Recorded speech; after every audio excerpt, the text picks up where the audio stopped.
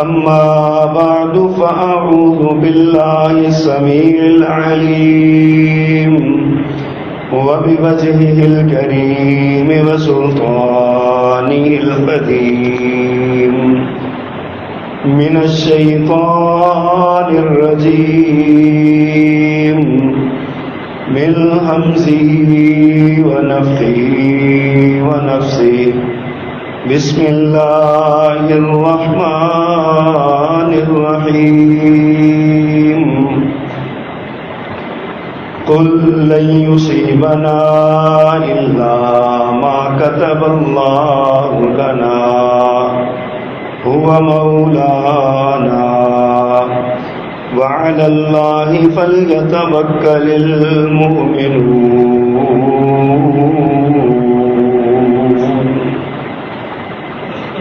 صدق اللہ العظیم.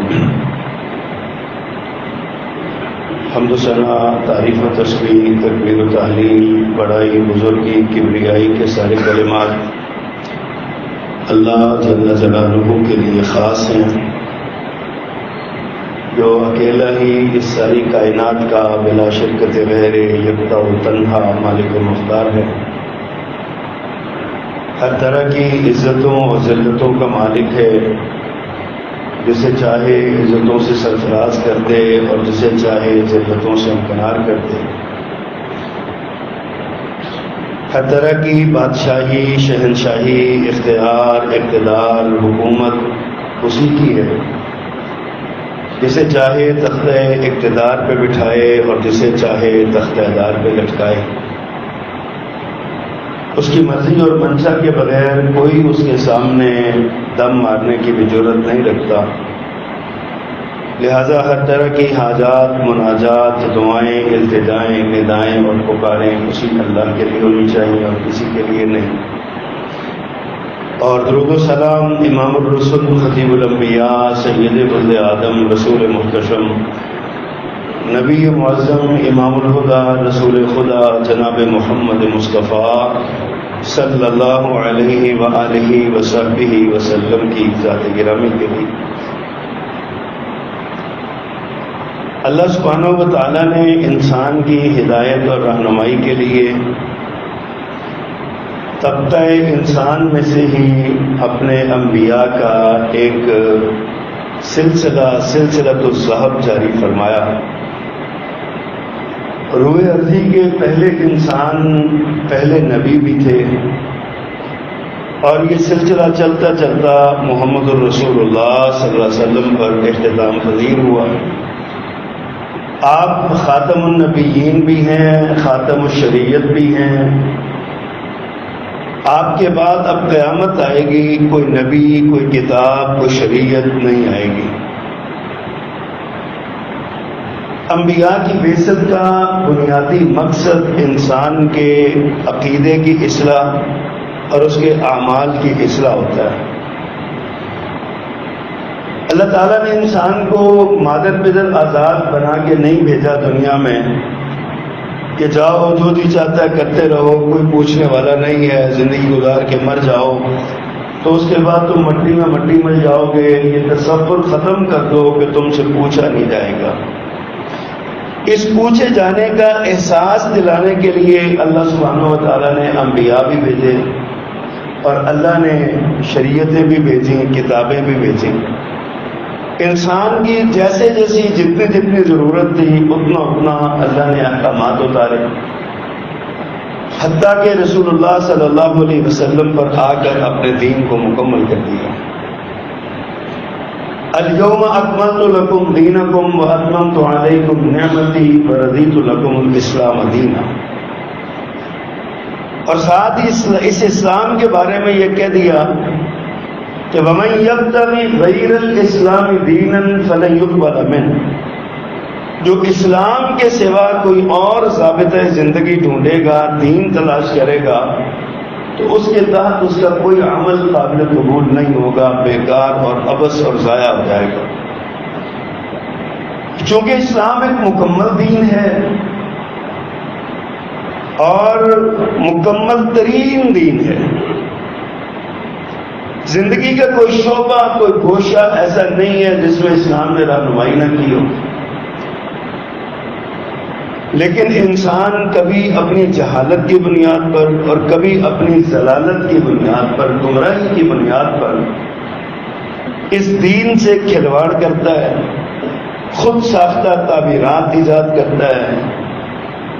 دین جو اللہ نے نازل کیا اور رسول اللہ نے اس کی تشریح کی، اللہ کے نازل کردہ دین اور اللہ کے رسول صلی اللہ علیہ وسلم کی بیان کردہ تشریح سے ہٹ کر اپنی عقل اور اپنی سمجھ کے مطابق دین کا چہرہ بدلنے کی کوشش کرتا ہے.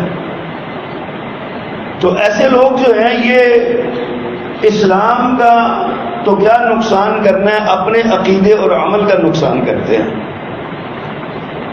اور یہ کبھی بڑی محبت میں ہوتا ہے، عقیدت میں ہوتا ہے، چاہت میں ہوتا ہے.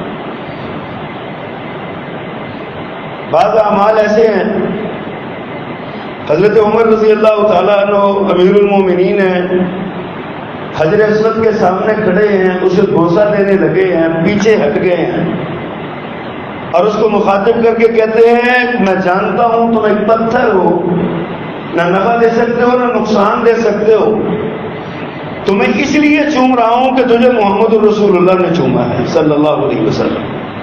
یہ ہے ایمان، یہ ہے عقیدہ.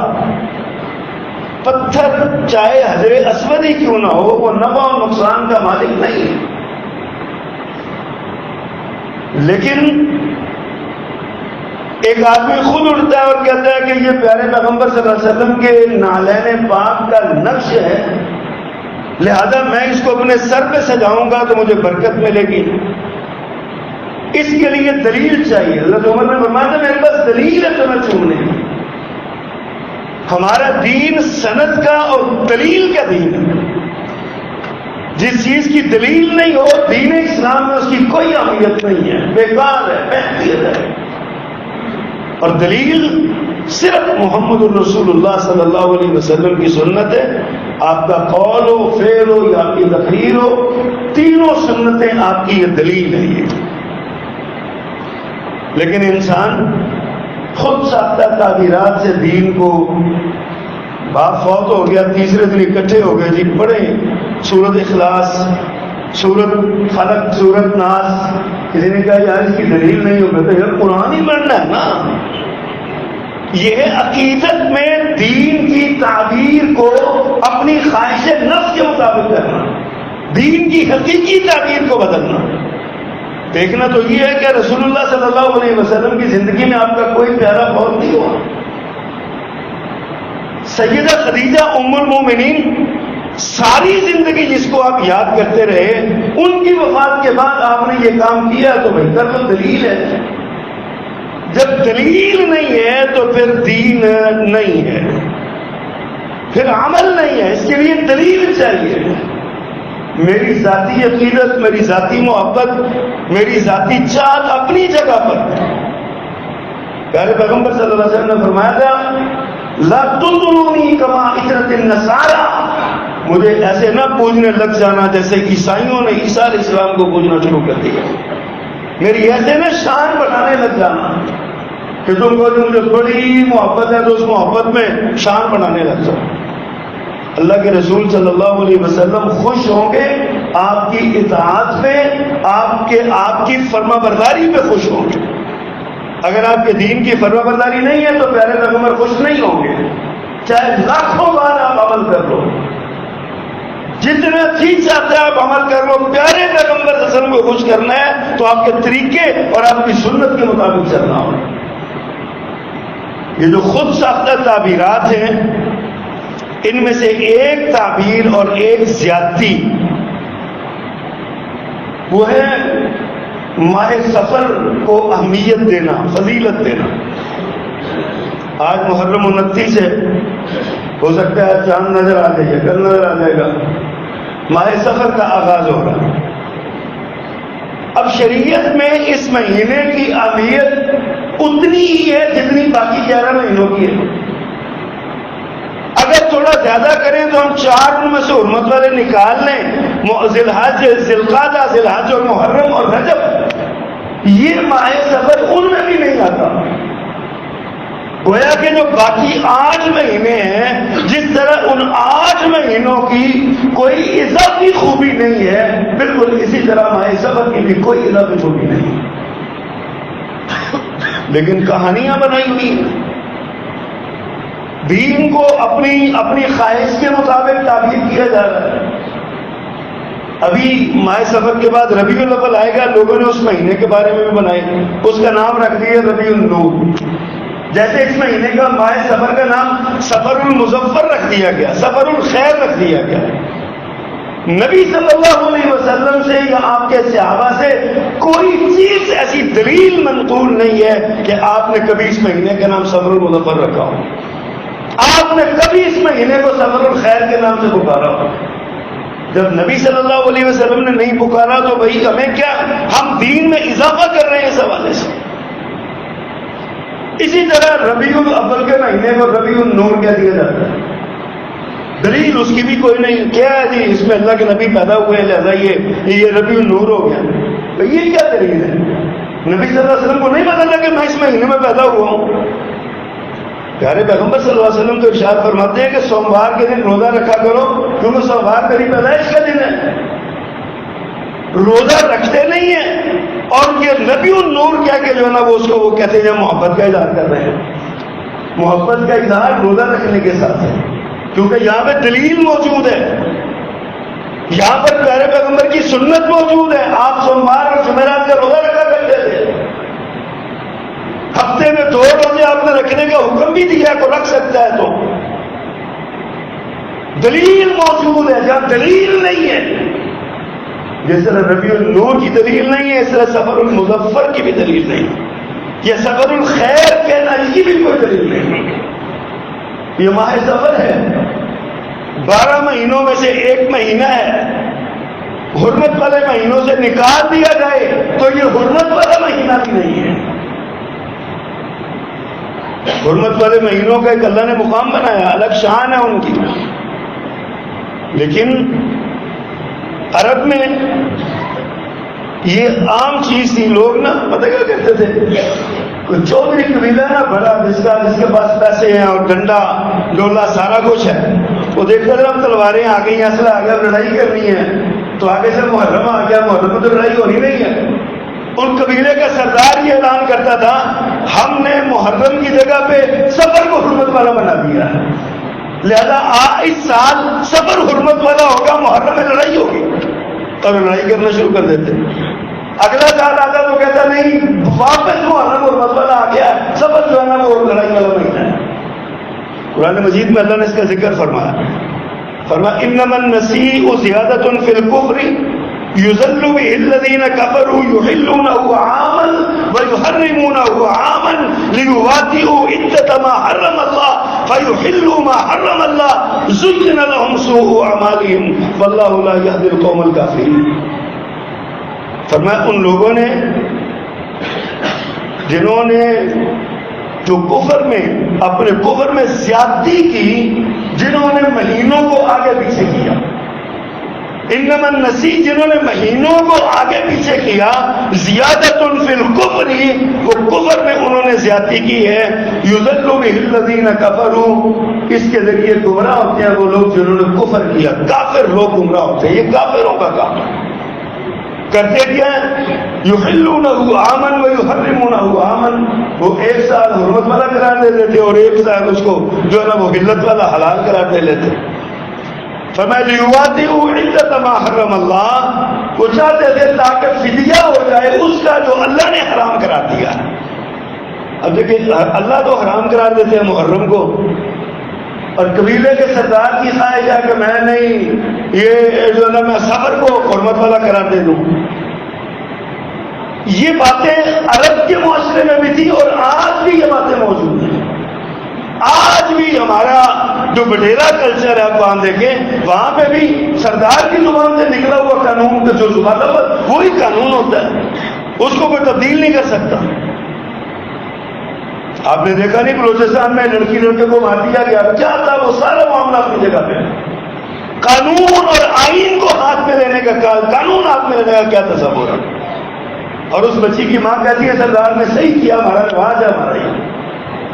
بچی کی ماں بیان دیتی ہے صحیح قتل ہو گئی ہے میری بیٹی، ٹھیک ہو گیا، میں اس کو تسلیم کرتی ہوں. یعنی اس میں بیٹی ماں بھی شریک ہے، باپ بھی شریک ہے، بھائی بھی شریک ہے. کیونکہ یہ قبیلے کا قانون ہے، قبیلے کی رسم ہے. اللہ سبحانہ و تعالیٰ نے یہ سارے قوانین ختم کر دیے ہوئے. ذاتی خواہشات کو قانون بنانے کا نام ختم کر دیا گیا ہے. سیدنا عمر فاروق رضی اللہ تعالیٰ عنہ نے دیکھا مدینہ میں اسلامی معاشرے میں طلاق کی شرح بڑھتی جا رہی ہے.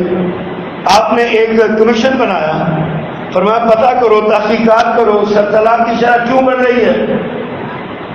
کمیشن نے رپورٹ دی کہ جی لوگ جب نکاح کرتے ہیں تو حق مہر بہت زیادہ مقرر کر لیتے ہیں، بعد میں دیا نہیں جاتا، لڑائیاں ہوتی ہیں تو طلاق پہ نوبت آ جاتی. حضرت عمر رضی اللہ تعالیٰ نے مجلس مشاورت بلائی، مسجد نبوی میں بیٹھے، اعلان کیا، لوگ اکٹھے ہوئے، آگے اپنی ایک ذاتی خواہش کا خیال کیا، اعلان کیا، اظہار کیا، ذاتی خواہش کہ میرا جی چاہتا ہے کہ میں حق مہر کی ایک مقدار مقرر کر دوں تاکہ لوگ اس سے زیادہ نہ رکھیں اور لڑائیاں ختم ہو جائیں. اب امیر المومنین عمر فاروق رضی اللہ تعالیٰ وہ ہیں جن پر حق جاری ہوتا ہے. آپ نے شاید میں لو کان بعدی نبی لکان عمر، میرے بعد تو نبی ہونا ہوتا تو عمر ہوتا. 18 سے زائد احکامات قرآن کریم میں حضرت عمر کی خواہش کے مطابق اترے ہوئے ہیں. وہ عام آدمی ہے، معمولی بندے ہیں.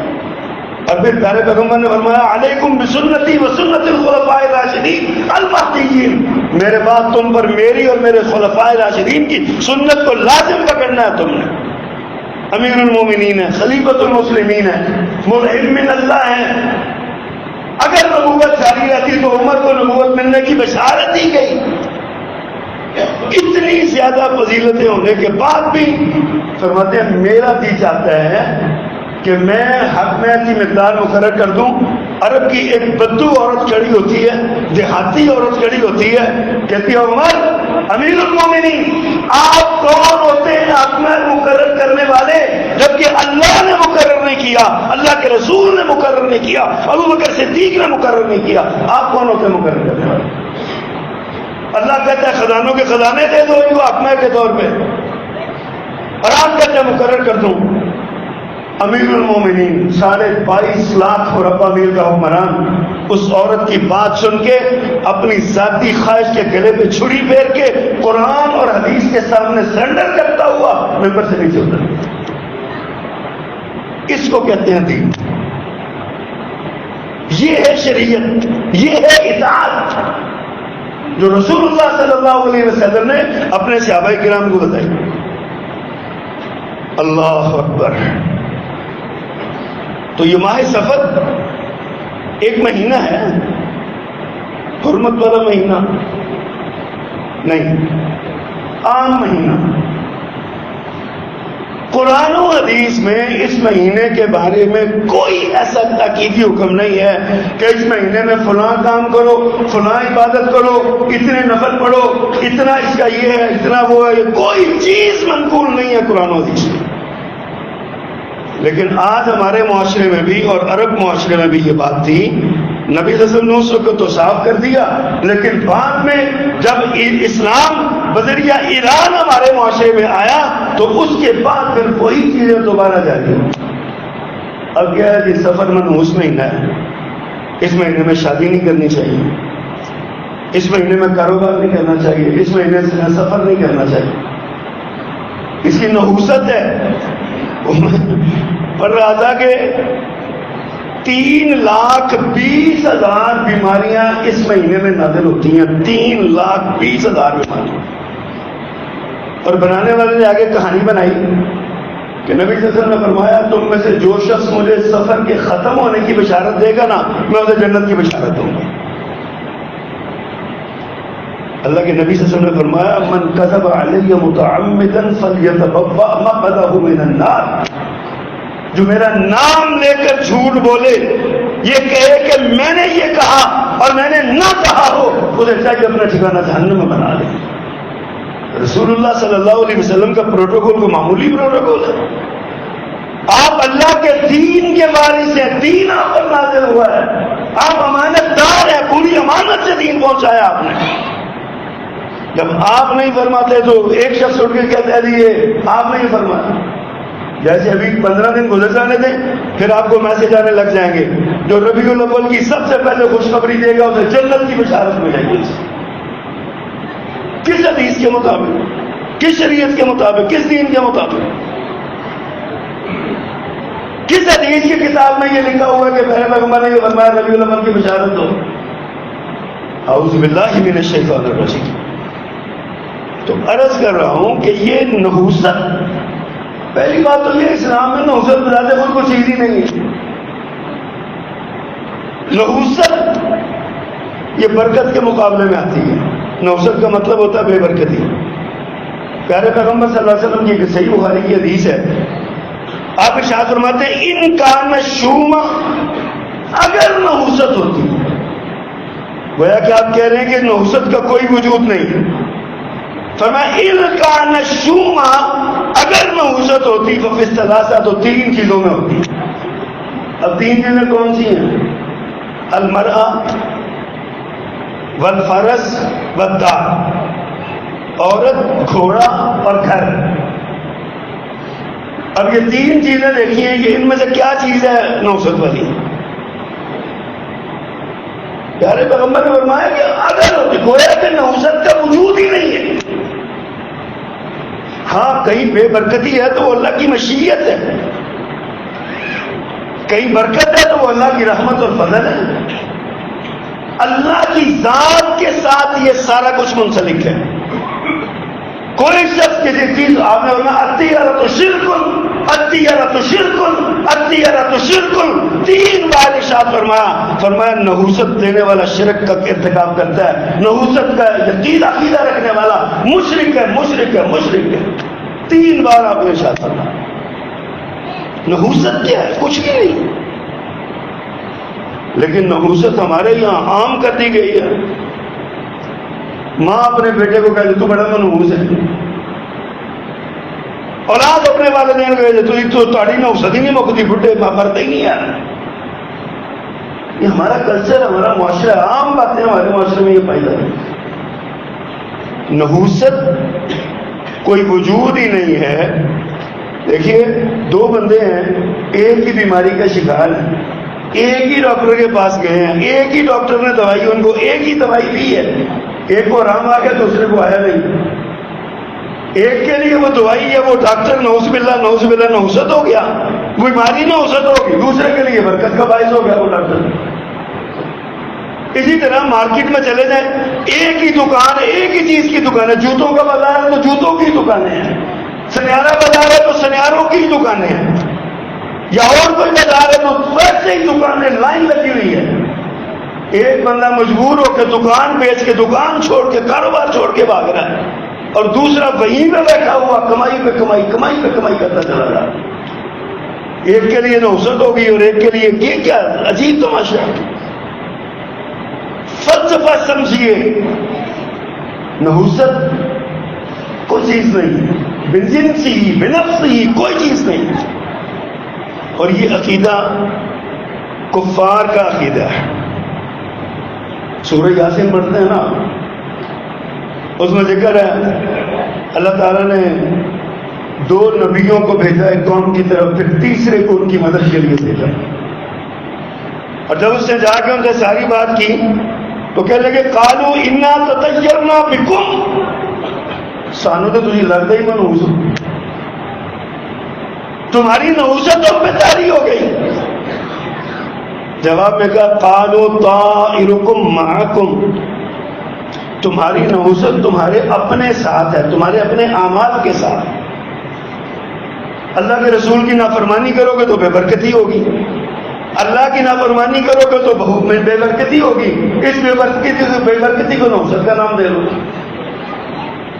یہ کفار کا عقیدہ ہے کسی معاملے میں، کسی شخص میں نحوست ہونا، کسی چیز میں نحوست ہونا. مسلمانوں کا عقیدہ نہیں ہے، اسلام کی تعلیم نہیں. حضرت موسیٰ حضرت صالح علیہ السلام کا ذکر کیا قرآن نے. ان کی قوم نے کہا قالوا اطیرنا بک وبمن معک، تیری اور تیرے صحابیوں کی، تیرے ساتھیوں کی نحوست ہمیں تو لے دے گئی، ان کی نحوست ہے۔ ان کو بھی یہی جواب ملا، قالت طائرکم عند اللہ، یہ تمہاری جو نحوست ہے نا، یہ تمہارا جو معاملہ یہ اللہ کی طرف سے ہے، میرا کیا مسئلہ ہے، تمہارے اپنے اعمال کر دیے۔ حضرت موسیٰ علیہ السلام کی قوم کا بھی ذکر کرتے ہوئے انہوں نے کہا کہ جب کوئی خیر بھائیوں کو مل گیا تو کہتے ہیں یہ ہمارا حصہ ہے، ہمارا ہے، حق ہے ہمارا۔ اور اگر کوئی مشکل آ جاتی، مصیبت آ جاتی، وَإِن تُصِبْهُمْ سَيِّئَةٌ يَطَّيَّرُوا بِمُوسَىٰ وَمَن مَّعَهُ، جب انہیں کو مصیبت پہنچتی تو کہتے ہیں یہ تو موسیٰ اور ان کے ساتھیوں کے اعمال کا نتیجہ ہے، مروا دیا موسیٰ تم نے ہمیں علیہ السلام۔ یہ نحوست کا عقیدہ یہ کفار کا ہے، کفر کا، کفری عقیدہ ہے، اسلام کے ساتھ اس کا کوئی تعلق نہیں۔ لیکن اس پورے مہینے کو نحوست کا مہینہ بنا دیا۔ سب سے پہلا غزوہ جو مسلمانوں نے مدینہ آنے کے بعد لڑائی کی ہے نا، اس کا نام الابواء ہے۔ الابواء یہ سفر میں ہوا تھا، مسلمانوں کو عزت ملی تھی۔ اگر یہ ایسا ہی ہوتا تو پھر نحوست نہ ہوتی۔ اچھا، ایک اور، نبی صلی اللہ علیہ وسلم کی پہلی شادی، سب سے پہلی شادی کس سے ہوئی تھی؟ ام المومنین سیدہ خدیجہ رضی اللہ عنہ ماہ سفر میں ہوئی تھی۔ آپ کی پہلی شادی ماہ سفر میں ہوئی تھی، غزوہ خیبر ماہ سفر میں ہوا تھا۔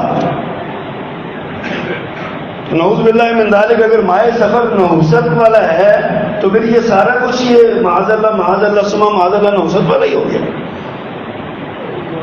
سوچنے کی بات ہے، عقل کو استعمال کیجیے، پڑھے لکھے لوگ ہیں، اللہ نے قوم و فراست دی ہے، علم دیا، مطالعہ آپ کرتے ہیں، یہ کامن سینس کی چیزیں ہیں جو ہمارے سامنے پڑی ہیں۔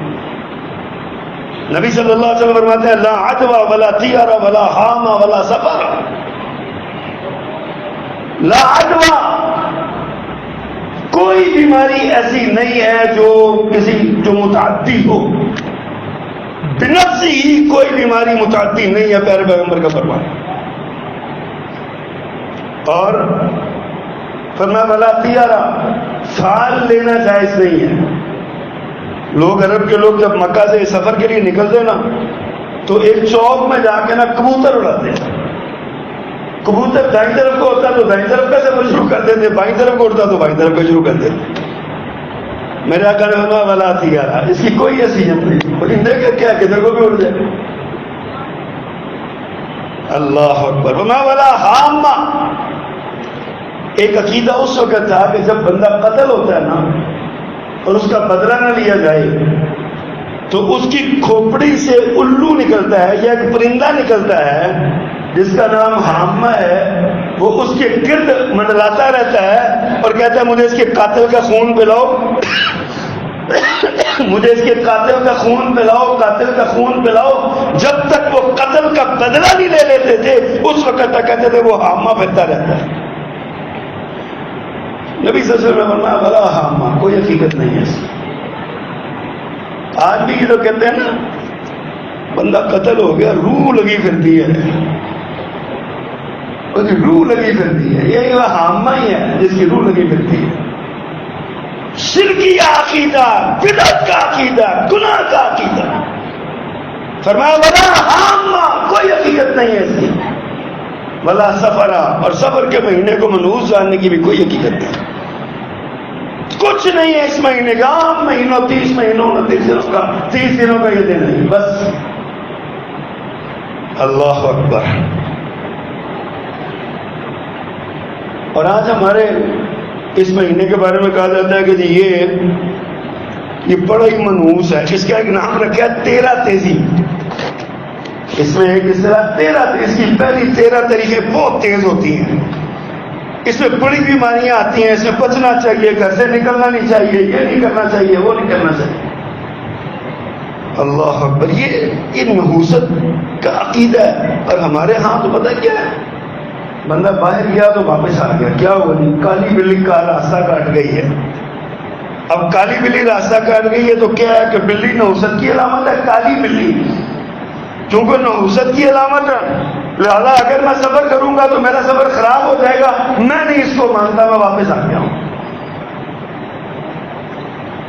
کالی بلی راستہ کاٹ گئی. پھر ایک ہمارے یہاں ہے کہ دکان میں بیٹھے ہیں تو سب سے پہلا گاہک آ گیا نا، اس نے ادھار مانگ لیا. اور جاؤ بھائی رضے بونی نہیں کی تھی تو نحوست لے کے آ گیا. ہمارے معاشرے میں ہوتے پہلے شخص کو ادھار دینا نحوست سمجھا جاتا ہے. کالی بلی راستہ کاٹ جائے نحوست سمجھا جاتا ہے. بچہ پیدا ہوا کسی گھر میں، وہاں کسی بیوہ عورت کو گھسنے نہیں دیا جاتا، یا کسی خیر عورت کو آنے نہیں دیا جاتا کہ جی یہ نحوست ہے، نحوست کا باعث ہے یہ. اور کچھ ایسے ہوتے ہیں جو بچہ پیدا ہوا نا، بچہ پیدا ہوا تو اس کے سر کے پاس یا سر کے نیچے نا وہ کوئی کینچی رکھ دیتے ہیں یا چھری رکھ دیتے ہیں یا لوہے کا ٹکڑا رکھ دیتے ہیں. گاڑی نئی نویلی کو 35-40 لاکھ کی خریدی ہے، اس کے فرنٹ میں جوتا ٹوٹا جوتا باندھ دیتے ہیں. کیا یہ عجیب کہانیاں ہماری یہ عقیدہ کیا یہ اسلام کی تعلیم؟ جوتا کیوں باندھتے ہیں جی؟ تاکہ نظر نہ لگے. میں نے کہا تم گاڑی سے زیادہ سونے ہو، اپنے گلے میں باندھو تینوں ہی نہ لگے. یا پھر عقیدہ اتنا گندا ہے کہ چھتر سر پہ کھاؤ شاید کچھ عقل ٹھکانے آ جائے. سوچنے والی باتیں حضرات. ہم نے عقیدہ اتنا ہی سستا کر لیا، اتنا ہی ہلکا کر لیا کہ ہمیں کالی بلی ہمارا ایمان ضائع کر جاتی ہے. بارش ہوئی، میں نے گزشتہ جمعے بھی عرض کیا، بارش ہوئی، نبی صلی اللہ علیہ وسلم نے فرمایا کچھ لوگ کافر ہو گئے، کچھ لوگ مومن ہو گئے بارش کو دیکھ کے. صحابہ کرام حیران رہے کہ اللہ کے پیغمبر بارش سے کفر اور اسلام کے کیا تعلق ہے؟ فرمایا جن لوگوں نے کہا کہ بارش فلاں سیارے کی وجہ سے ہوئی ہے، ستارے کی وجہ سے ہوئی ہے، وہ کافر ہو گئے. جنہوں نے کہا اللہ کی رحمت کی وجہ سے ہوئی ہے، مومن ہو گئے. ہمارا ایمان دیکھیے، کیا اتنے ایمان کو جانچیے تو صحیح، کدھر کو جا رہے ہیں؟ اللہ اکبر. پھر اس مہینے میں نا ایک چہار شبے کا عقیدہ ہے. آخری بدھ، سفر کے مہینے میں نا آخری بدھ لوگ پتہ کیا کرتے ہیں؟ عقیدہ بنایا ہوا ہے. اچھا کہانی پتہ کیا بنائی ہے کہ اس بدھ کو شوال کی سفر کی آخری بدھ کو نبی صلی اللہ علیہ وسلم بیماری سے صحت یاب ہوئے اور آپ نے بات کی قریبی، آپ جگہ پہ گئے، چلنے پھرے آپ، اور سیدہ عائشہ رضی اللہ تعالیٰ عنہ نے کوئی حلوہ شلوہ پکایا. تو مولوی صاحب کہتے ہیں جی تم بھی پکاؤ، اور ہم حلوے پکا کے مولوی صاحب کا پیٹ کرتے رہتے ہیں. ٹھیک ہے جناب. یہ محبت میں خلوف ہے. حقیقت کیا ہے؟ نبی صلی اللہ علیہ وسلم جس مرض کا شکار ہو کر دنیا سے رخصت ہوئے، اس مرض کا آغاز اس بدھ کے روز ہوا تھا. لیکن یہ نہیں ہم اس کا یہ مطلب کریں گے اب اس بدھ کو غم منانا شروع کر دو، افسوس کرنا شروع کر دو. وہ بھائی اس طرح کی چیزوں کا اسلام میں کوئی تصور نہیں ہے. یہ دن ہے، آپ منگل کو بھی تو بیمار ہو سکتے تھے، آپ جمعرات کو بھی ہو سکتے تھے، کسی اور دن بھی ہو سکتے تھے. لیکن ہماری صورتحال بڑی عجیب اور جگر خون قسم کی ہے. ہمارے عقیدے بہت کمزور ہو چکے ہیں. آپ نے شاید فرمایا لیس منا من تطیر او تطیر لہ، وہ ہمارا امتی نہیں ہے جو نحوست دیتا ہے جس کے لیے نحوست دی جاتی ہے. جو نحوست دیتا ہے جس کے لیے نحوست، وہ ہماری میرا امتی نہیں ہے. اور ہم یہ لے کے بھی سارا جو ہے نا وہ ہم یہ کام کرتے ہیں، نحوست پکڑتے بھی ہیں، نحوست کا عقیدہ بھی رکھتے ہیں اور مومن بھی ہیں، ہم امتی بھی کہلاتے ہیں. نبی صلی اللہ علیہ وسلم نے فرمایا جسے کسی بدشگونی نے کام سے روک دیا اس نے شرک کیا.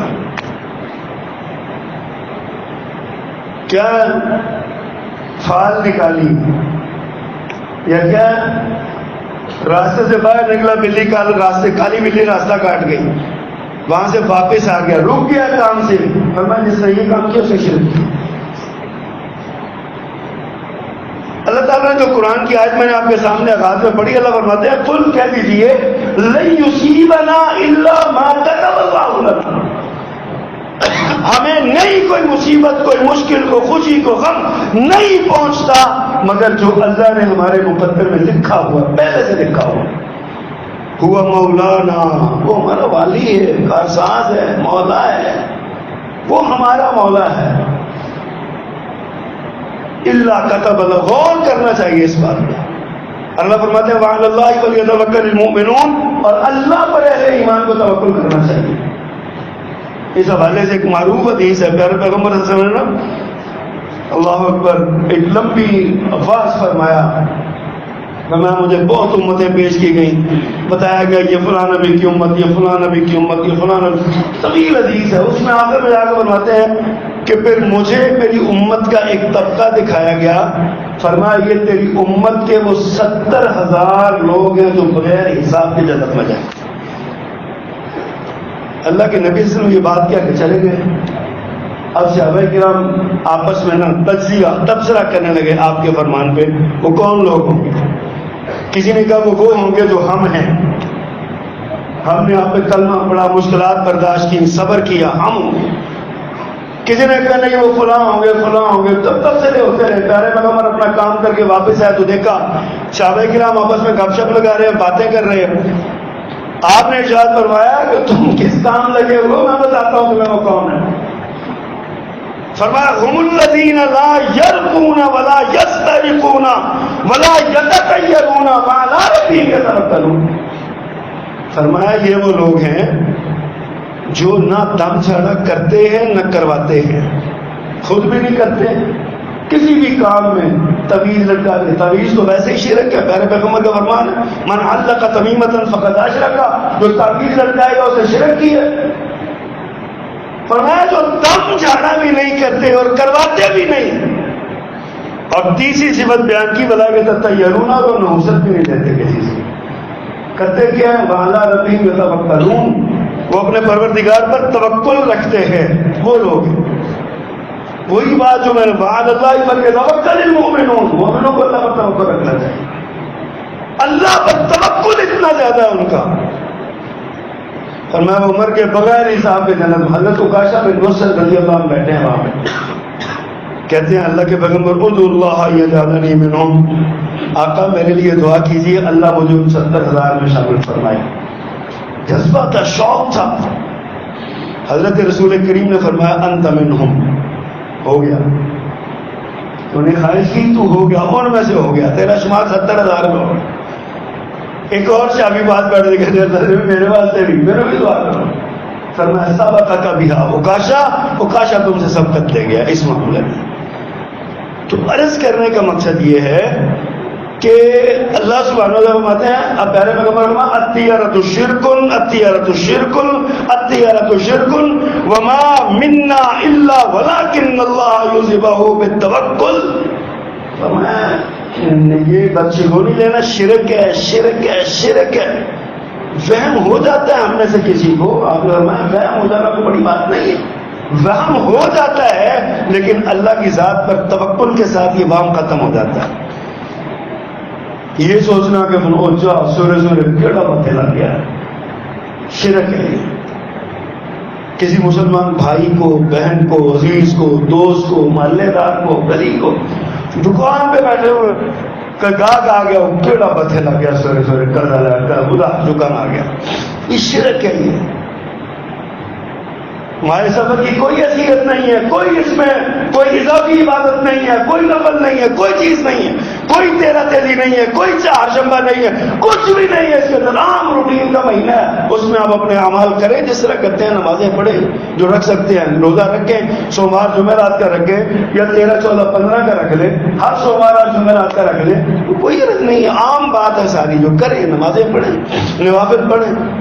لیکن اس مہینے کو کسی چیز کے لیے خاص کرنا، یہ کسی بھی